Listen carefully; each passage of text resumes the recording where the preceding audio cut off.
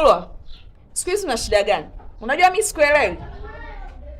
Najisikia vibaya.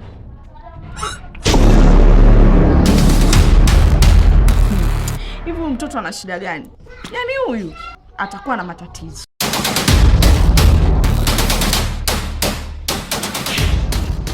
Hivi wewe Kulwa, nini kinachokusumbua? Maana kila siku kutapika na wewe, kutapika na wewe. Hivi una shida gani wewe mtoto? Dada, mimi najisikia tu vibaya. Eti unajisikia vibaya?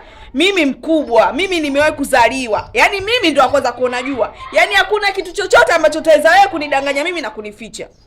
Sasa, kabla hujaja kunifuata mimi, dada naumwa, naomba uje kuniambia ni nani alokusababishia hayo maradhi yako yanokusumbua. Yaani bila shaka hiyo unaumwa ni UTI kubwa. Umejua kuyatafuta.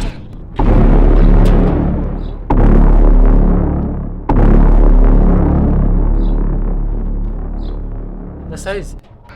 Salama. Vipi tena kulikoni? Mbona huyu anatapika hivi? Ndio hivyo. Kuna mgonjwa siku hizi humu ndani kwetu anatapika tapika tu.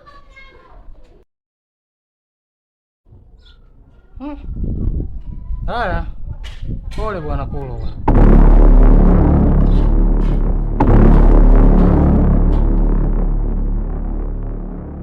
Sasa, kabla ya kunifuata kuniambia dada anasumbuliwa na bee, nasumbuliwa na chee, naomba pia uje na jibu kamili uniambie ni nani alokusababishia hayo maradhi.